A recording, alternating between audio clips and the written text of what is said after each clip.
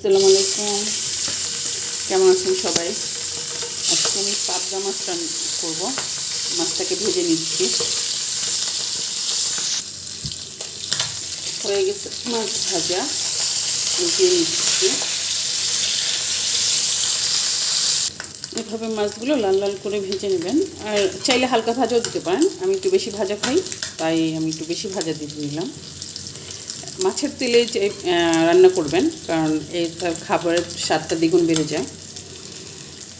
এত কষ্ট করে ভিডিও বানাচ্ছি, অবশ্যই একটা লাইক কমেন্ট শেয়ার করবেন। দিয়ে দিচ্ছি পেঁয়াজ কুচি। পেঁয়াজটাকে লাল লাল করে ভেজে নিতে হবে। ভিডিওটা যদি আপনাদের ভালো লাগে, অবশ্যই একটা লাইক করবেন, কমেন্ট করবেন, শেয়ার করবেন, পেজটাকে ফলো করবেন, পাশে থাকবেন। তো এই তো এভাবে লাল লাল করে পেঁয়াজটা ভাজা ভাজা হয়ে গেছে। যখন এরকম ব্রাউন কালার হয়ে আসবে, তখন আদা রসুন বাটাটা দিয়ে দেবেন। আমি 1 চামচ আদা রসুন বাটা দিয়ে দিচ্ছি। আদা রসুন বাটাকে দিয়ে ভালো করে ভাজা ভাজা করতে হবে। আদা রসুন দেওয়ার পর সুন্দর একটা ঘ্রাণ আসবে, তখন মশলাগুলো দিয়ে দেবেন পরিমাণ মতো। আপনি কতটুকু রান্না করবেন ওই পরিমাণ মতো দিয়ে দেবেন। দিয়ে দেবো একটু পানি। মশলাটাকে সুন্দর করে কষিয়ে নিতে হবে।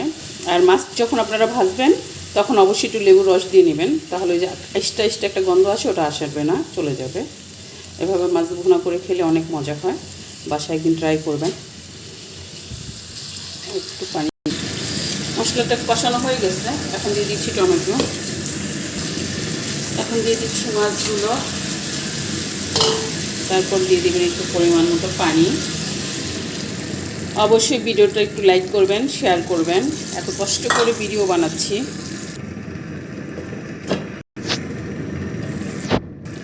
হয়ে গেছে তরকারি। এখন এই যে ধনিয়া পাতা দিয়ে নামিয়ে দিলে হয়ে যাবে। আপনি চাইলে আর একটু শুকনো করতে পারেন, আর একটু একেবারে শুকায়া ফেলতে পারেন। যেভাবে ইচ্ছা ওইভাবে খেতে পারেন।